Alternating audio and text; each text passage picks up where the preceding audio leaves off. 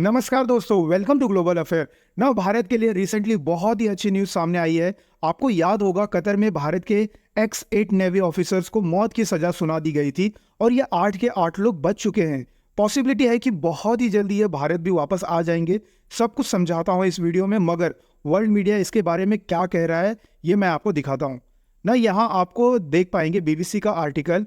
उसके अलावा जो गल्फ कंट्री है वहाँ की media, European media, Indian media, हर कोई इसके बारे में बात कर रहा है कि बिग रिलीफ, एक बड़ी राहत मिली है 8 इंडियन नेवी वेटरन्स को, क्योंकि आज से कुछ महीने पहले कतर की कोर्ट ने इन्हें मौत की सज़ा सुना दी थी। उसके बाद हमने देखा कि भारत सरकार ने बहुत कोशिश करी, कतर से बातचीत करी, डिप्लोमेसी का भी मोस्ट प्रोबेबली यूज़ हुआ होगा और इवेंचुअली हमने देखा कि कतर की कोर्ट ने ये डेथ सेंटेंस रिवर्स कर लिया। वैसे मैं आपको बता दूं, बड़ा रेयर होता है, बहुत ही कम देखने को मिलता है कि एक कंट्री का कोर्ट डेथ सेंटेंस को रिवर्स कर दे कुछ ही महीनों में, और ये बहुत ही फास्ट हुआ है। और देखिए, इन सब में इंडियन प्राइम मिनिस्टर खुद इंटरवेंशन करी थी दिसंबर महीने में, और मैं आपको टाइमलाइन दिखाऊं तो आप बराबर समझ पाएंगे। और ये मैं अगेन एक चीज़ बहुत बोलूँगा कि बहुत ही ज़्यादा रेयर है। So we should proud as a Indian. इस समय हमारी कंट्री का इतना इन्फ्लुएंस है कि हम लोग अपने फॉर्मर नेवी के लोगों को बचा सकते हैं इस तरीके से। देखिए, 26 अक्टूबर को डेथ सेंटेंस दी गई कतर के कोर्ट द्वारा एक्स इंडियन नेवी ऑफिसर्स को। इसका रीज़न क्या था हमको पता नहीं है। आज तक जजमेंट किस बारे में थी, डेथ सेंटेंस क्यों दिया गया, इसके बारे में वर्ल्ड मीडिया को कुछ बताया नहीं गया। बट हाँ, सूत्रों के अनुसार कई मीडिया रिपोर्ट्स ये कह रहे हैं कि कतर ने आरोप लगाया था फॉर्मर इंडियन नेवी के ऑफिसर्स पर कि ये लोग जासूसी कर रहे थे कतर के एक सीक्रेट प्रोजेक्ट में, जिसमें कतर सबमरीन बना रहा था इटली की मदद के द्वारा। इन पे और कई मीडिया आउटलेट्स ने रिपोर्ट भी किया, मगर इंडिया और कतर ने इस बारे में कोई भी ऑफिशियल बात नहीं बोली।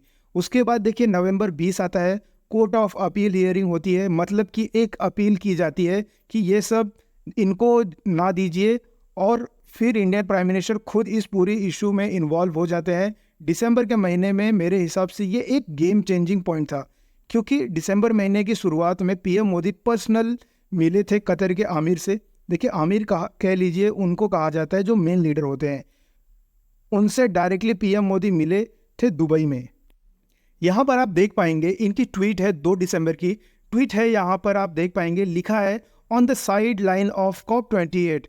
COP28 आपको याद होगा, कॉन्फ्रेंस ऑफ पार्टी 28। ये समिट रिसेंटली हुआ था यूएई की एक सिटी दुबई में, और मुझे प्राइमरली याद है कि पूरे समिट में पूरे लोगों का ध्यान था इटली की प्राइम मिनिस्टर के ट्वीट पर, जब इन्होंने ये ट्वीट कर दी थी कि good friends at COP28 #melody.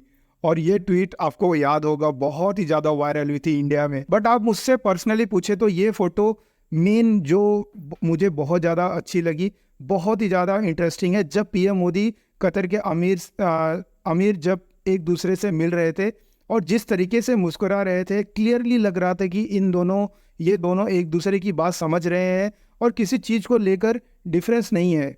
ऐसा नहीं है कि कोई मन मुटाव है, कतर गुस्सा है इंडिया से, ऐसा कुछ पीएम मोदी को देखकर नहीं लग रहा था। और 8 एक्स नेवी ऑफिसर्स की भी बात हुई थी इस समिट में, और उसके बाद हमने देखा कि एक पॉजिटिव डेवलपमेंट आई, और सीधा अगले ही दिन हमने ये देखा कि 3 दिसंबर को भारत के जो एम्बेसडर है विपुल जी, इनको एक डायरेक्ट एक्सेस मिल गया इंडियन नेवी के ऑफिसर से मिलने का। तो बातचीत स्टार्ट हो गई। उसके बाद 7 तारीख को हियरिंग हुई, और 28 तारीख आते आते साल ख़त्म होने से पहले कतर की कोर्ट ने ये खुद का जो डिसीज़न था इसे रिवर्स कर लिया। और यहाँ एक अजीब बात यह है कि इन सब के बीच इन्होंने बताया नहीं कि इशू क्या था मेन। अब अभी के लिए डिसीजन ओवर रिटर्न कर लिया गया है, बट ये लोग रिलीज हो जाएंगे।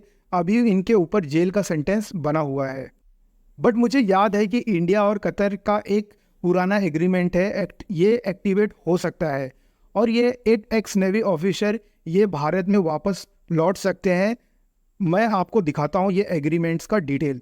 साल 2014-15 के आसपास टाइम है, पीएम मोदी पहली बार पीएम बने थे देश के। उस टाइम इन्होंने एक ट्रीटी साइन करवाई थी कतर के साथ।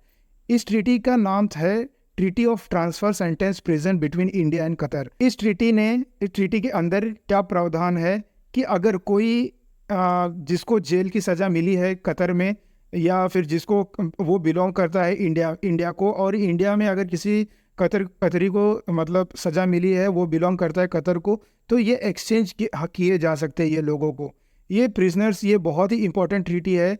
उस वक्त इस पे बहुत ही आर्टिकल पब्लिश हुए थे, मुझे याद है। और इसी डील के अंदर एक पॉसिबिलिटी ये है कि ये 8 एक्स नेवी ऑफिसर इंडिया में आ जाए, बट यहाँ आप कह लीजिए ये आ तो जाएंगे बट ये फ्री नहीं रहेंगे, उनके ऊपर केस चलेगा इंडियन कोर्ट में। हाँ, बट इंडिया में उसके बाद जो डिसीजन आएगा कोर्ट कह लीजिए वो माननी होगी।